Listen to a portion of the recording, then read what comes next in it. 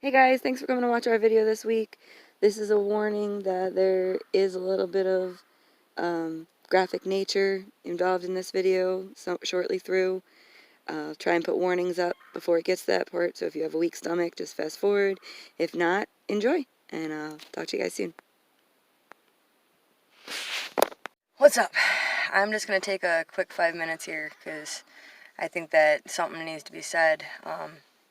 I know that a lot of people knew Lee McMillan, mainly from Eamon and Beck.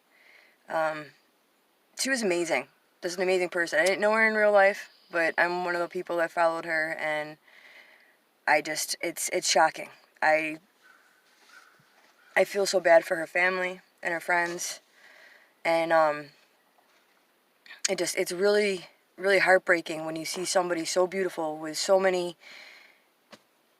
things that are just at her fingertips that she could do, and it's like I was really looking forward to her doing her own little van thing, and I wanted to see her ideas, and it's insane. And then to go to the extreme she went, like to jump in front of a train.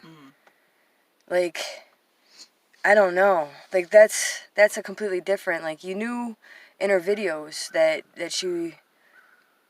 she had issues. Like she always talked about the mental health, and you could always like see the hint in her eyes of the sadness, and I can't believe she did it. And I wanted to just come on here and just wish my rest in peace for Lee, because she's not going to be forgotten. And people need to open up their eyes that mental health is horrible in our country.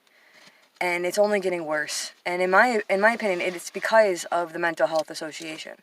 They have all of these guidelines that the therapists have to follow, and they just want to push these drugs. And guess what, people? The drug's a Band-Aid. Like, if those drugs run out tomorrow for whatever reason happens, you're even worse off now. You need to develop coping skills. There's ways of making it so that you can get through those days or seconds if it comes down to it. But I wanted to say something about her because that was shocking to me, and I know that it shocked a lot of the community, and my heart goes out to her and her family. I really hope that we figure out something, to help with mental health, because the way we're doing it is not working. Are you filling a man grave? Piss me off again. This is where you go.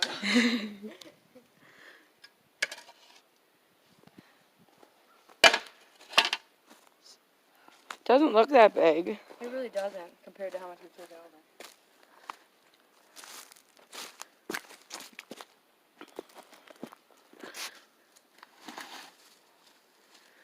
And this is where it's all going.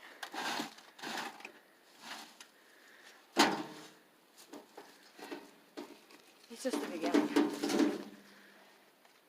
can see though, as we level it out. By hand. No big machines.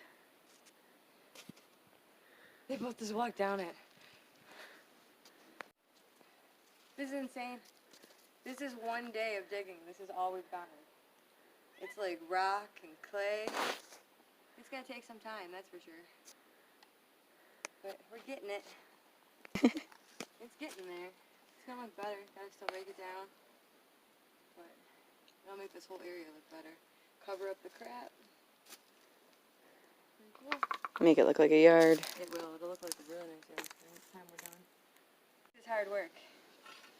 I'm literally using a pitchfork to get through the roots and the stone and all that stuff so we can take the dirt around. Stone's gonna be the driveway, but this is hard work. There's no joke about it. It's like this little dance thing. You gotta get next to it, and then once you get next to it, you just gotta dance with it.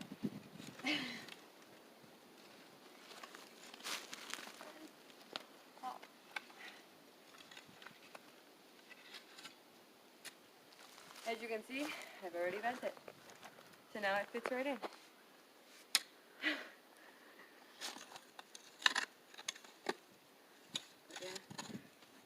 We're basically just filling this up with stone to the driveway, wheelbarrow up with dirt to the other side of the house. Day 2. It's looking pretty good, isn't it? Can you see it in the thing? Kinda.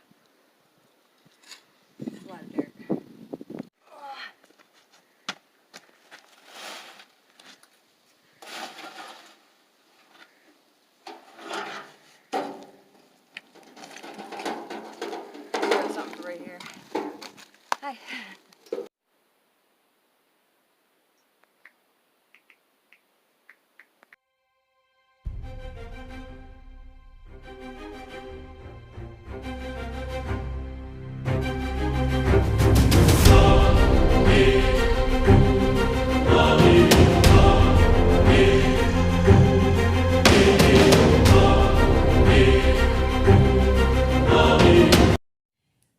You know it's bad when they tell you can take your mask down in the hospital? Oh my god. I got it. She might be able to take me, but I don't think I'm gonna let her. This week's been fun. This is like the 4th time I'm gonna do this. I had it done once at the one urgent care and then again at the hospital. But basically the pressure builds up in my thumb, makes a giant blister.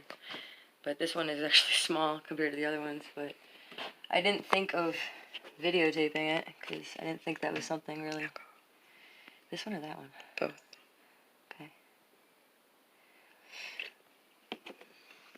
But yeah, here's the thumb.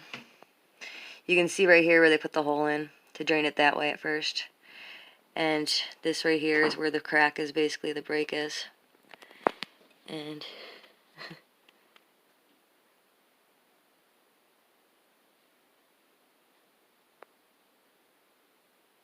oh god, this hurts so bad. But this, just doing this a little bit to let this out, has been letting the pressure out. Because it's like, I feel my heart beat constantly right now. Because right there's the break, and then this knuckle's got 2 fractures in it. Which you'd think a hand wouldn't hurt this bad, but it's because I literally crushed it. The wood just popped back, and basically with the metal plate that pushes the wood, my thumb got smashed in between it.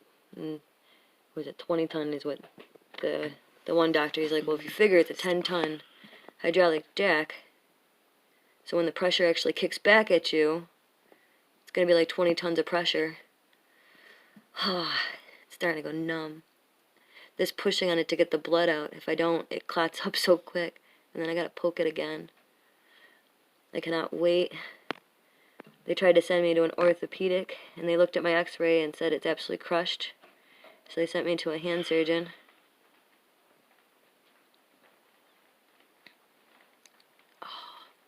You can see as I push it down and get the blood out of it, where the crack is, it starts to form the crack line.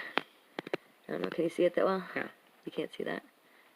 Where it ducks down. I'm trying to Oh, get yeah, it. you see the bubble. That's good. You think it's good? Yeah. Feels a lot better. Get you a Band-Aid now. Okay.